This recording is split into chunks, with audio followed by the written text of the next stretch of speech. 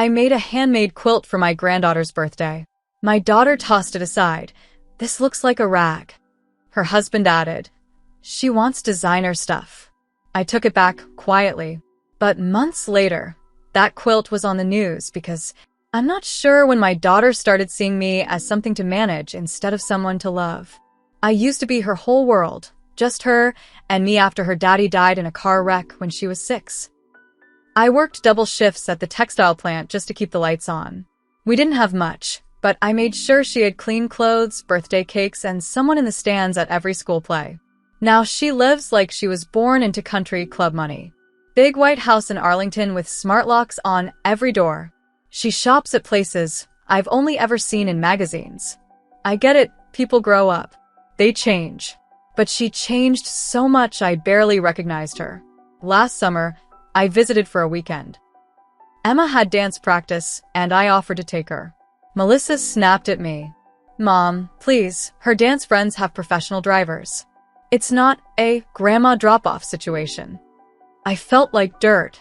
I offered to help, to love, and she made it sound like I'd embarrass her. So when Emma's 10th birthday was coming up, I decided to do something from the heart. Something that said, you are loved. You come from something real. I pulled out my fabric bin and started planning a quilt. I chose soft pastels, her favorites. I used pieces of Melissa's old dresses from when she was Emma's age, even the edge of a curtain from her childhood room. I stitched slowly, carefully, every night in my quiet little house. Some nights my fingers swelled so bad, I had to ice them. But I didn't stop. I finished in March. The quilt was beautiful, simple, yes, but full of meaning. I boxed it up carefully and tied it with a pink satin ribbon. I even wrote a little note for Emma, saying, every stitch in this quilt was made while thinking about you. I thought it might be something she'd treasure as she got older. Something to remind her where she came from. Melissa barely looked me in the eye when I arrived at the birthday party. She was busy directing the caterer and checking her phone. Emma had about 10 boxes waiting for her. When she got to mine, she opened it slowly. She pulled out the quilt, held it up, and kind of frowned. No reaction. Not even a thank you. Melissa looked at Andrew, rolled her eyes, and said, this looks like a rag. Andrew laughed and added, she wants designer stuff. Something she can post. The room went silent for a second. I felt heat rise in my chest. I wanted to scream, but I didn't. I just reached out, folded the quilt back into the box, and said, that's all right. I'll take it back. Nobody protested. Emma had already moved on to unwrapping a pink tablet with a diamond pattern case. I left the party an hour early, drove the 2 hours back to Roanoke, and cried in the driveway. Not because they didn't like the quilt, but because I finally saw my place in their world. I wasn't a mother. I wasn't a grandmother. I was just a relic from a past they didn't want to claim. I put the quilt in my cedar chest. I thought maybe I'd give it to the church or someone else who might actually want it. But I couldn't bring myself to let it go just yet. Months passed. I didn't call Melissa much. I didn't want to feel that invisible again. Then one afternoon in August, I was eating soup and watching the local news. WSLS was doing a feature on a new women's shelter that had opened in a converted motel just outside Roanoke. They were walking through the rooms, showing how local volunteers had helped make the place feel warm and homey. And there it was, my quilt, laid across a small twin bed, folded just so. Emma's name stitched right there in the corner, in that soft pink thread. I sat frozen, spoon still in midair. At first I felt rage. Melissa didn't even have the decency to throw it out herself. She just tossed it into a donation bin like it was trash. I imagined some housekeeper clearing out Emma's closet, bagging things up, and hauling it to Goodwill. But then something shifted in me. That quilt was exactly where it needed to be, in a place where comfort was rare. Where a scared child might touch it and feel, for just a second, safe. The next day, I drove to the shelter. Asked if I could help. They remembered the quilt right away. Said it was one of the first things to make the rooms feel like home. So I offered to make more. I brought fabric, patterns, my old sewing machine. I started going in twice a week. Then I started the Facebook page, Hands That Hold. I posted a photo of each quilt, told a little story about the fabric, and explained the project. The first post got 5 likes. The second got 50. By the 10th post, it had gone viral. People started sending fabric. A church in Tennessee sent a full box of linens. A woman in Minnesota messaged me asking if she could start a chapter there. Then one day I got a call from a reporter with the Washington Post. She asked if I was the woman behind the viral quilt project. I told her yes. She said the story had touched thousands of people and asked where the first quilt came from. I told her the truth, that it was a birthday gift rejected by someone who didn't understand handmade love. I never said Melissa's name, but Melissa knew. She called me that night, voice trembling. "Mom, was that your quilt? The one on the news?" "Yes," I said. "You didn't say it was us, right?" "No, honey," I said quietly. "You gave it away. It's not yours anymore." After that phone call, Melissa didn't speak to me for weeks. I wasn't surprised. She hated not having control over how things looked. Her entire life now is curated, Emma's outfits, Andrew's LinkedIn posts, even the snacks in their pantry. Everything had to match the image. So when word got out that a rejected birthday quilt had inspired a national volunteer movement and people started guessing who the family might be, she panicked. A week later, I got an email from her. It wasn't an apology. It was a list of talking points she wanted me to stick to if any more reporters called. I stared at the screen in disbelief. She wanted me to say the quilt was misplaced, not rejected. That Emma loved it, but there was a miscommunication. She even asked if I could say I offer it to charity because I wanted to spread the love. I didn't reply. A few days later, Andrew called. I almost didn't answer, but curiosity got the best of me. "Hey, Sue," he said, like nothing had ever happened. "Look, this whole quilt thing, it's really taken off. It's amazing what you've done, but there's been some backlash." I stayed silent. He cleared his throat. "Emma's been getting weird messages on her class social media account. Nothing dangerous, just people saying stuff like, 'You should be grateful' or 'Your grandma loves you.' Melissa's really stressed." "She should be," I said. Andrew's tone turned hard. "Okay, let's not make this personal. We just need to manage the optics. If you could maybe take down the post with Emma's name on it. I never said her full name." "You didn't have to. People connected the dots." I took a deep breath. "Then maybe you should have thought about that before laughing at something I made with my hands." There was a long pause. Then he said, "Look, we're just asking you to help us clean this up." Quietly. I hung up. The next day, I posted a new update on the Hands That Hold page. I didn't name names, but I told the truth. I wrote, "Some folks have reached out to me, asking if I'll soften the story about that first quilt. I won't, because this isn't about image. It's about real kids in real pain who sleep better under something made with care. If telling the truth makes someone uncomfortable, maybe they should sit with that feeling for a while." The post exploded. Thousands of shares. Comments from survivors, teachers, grandmothers, foster kids. But not all the attention was good. Melissa texted me the next night. Said Emma's school held a meeting with her because a few parents were upset. One mom apparently recognized the quilt on the news and told the story to her daughter, who told her classmates. Emma cried in front of her whole class. I didn't know what to say. My heart hurt. I didn't want Emma to be caught in this. But I also didn't regret telling the truth. That weekend, Melissa drove down to Roanoke, unannounced. She showed up at my front door, sunglasses still on, arms crossed. I opened the screen door and just looked at her. Her face was tight, jaw clenched, like she'd been rehearsing this moment. "You've humiliated us," she said. "You've made us look like monsters." I let her in. She stood in my living room like she was standing in a thrift store, looking around like everything might be dirty. "You think you're some kind of hero now? Posting quilts online and letting strangers make up stories about us." "I never said your name," I repeated. "But you knew what would happen." I nodded. "Yes, I did."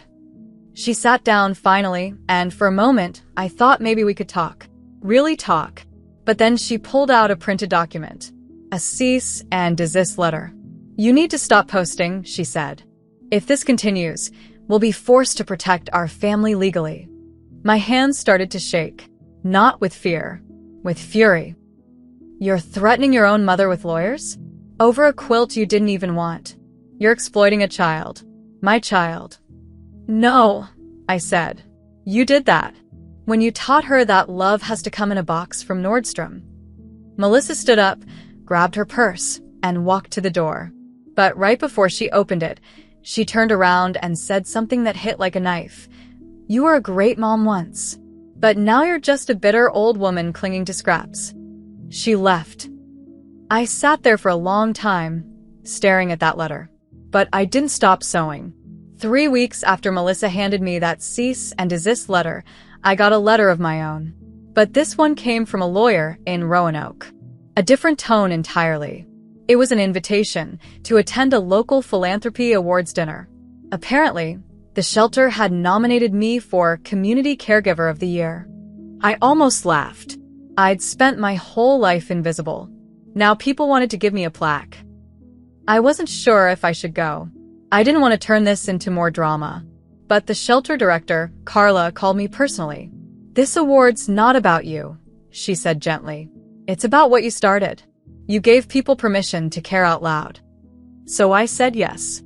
The night of the event, I wore my best dress, blue floral, a little loose at the waist.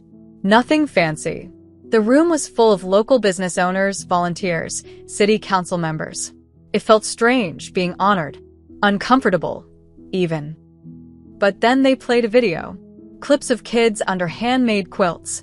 A mom crying as she talked about fleeing in the middle of the night with nothing, only to find a room with something soft and warm waiting for her daughter.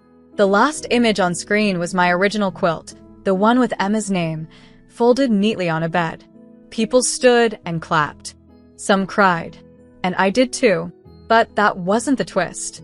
The twist came 2 days later, in the form of a direct message on the Hands That Hold page.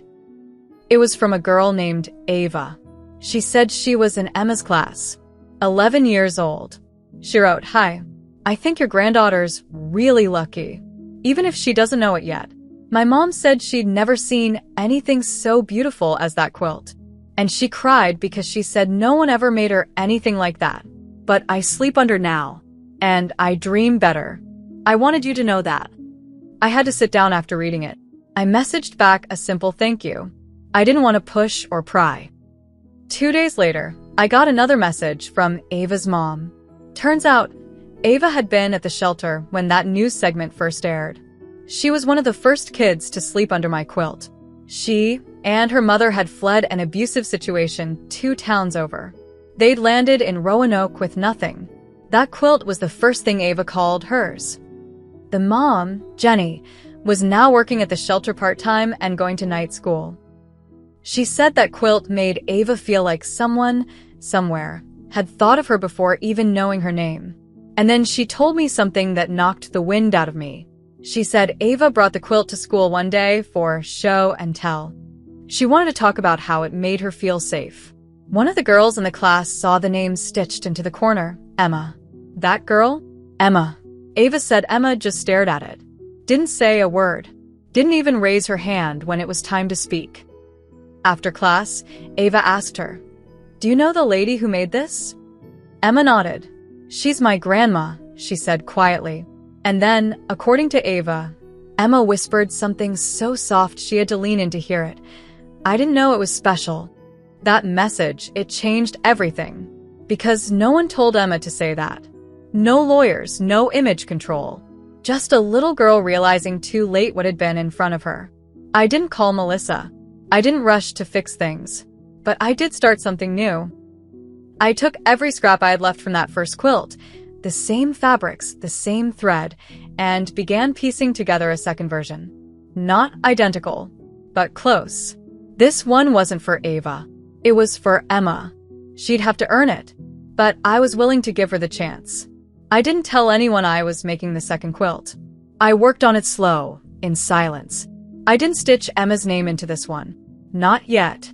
I needed to know she saw the value in it first, not the name, not the story behind it. Just the care, the meaning. By Christmas, it was done. Soft blue base, tiny pink roses, and corners stitched with the same thread I used on the first one. It was beautiful, maybe even better than the first. I put it in a box, just like before. White with a satin ribbon.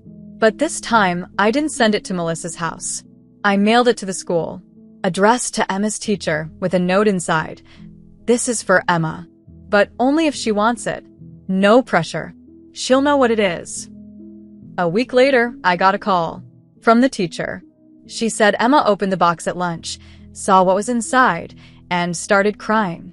Not loud. Just quiet tears. One after the other. The teacher asked if she wanted to call her grandmother. She said no.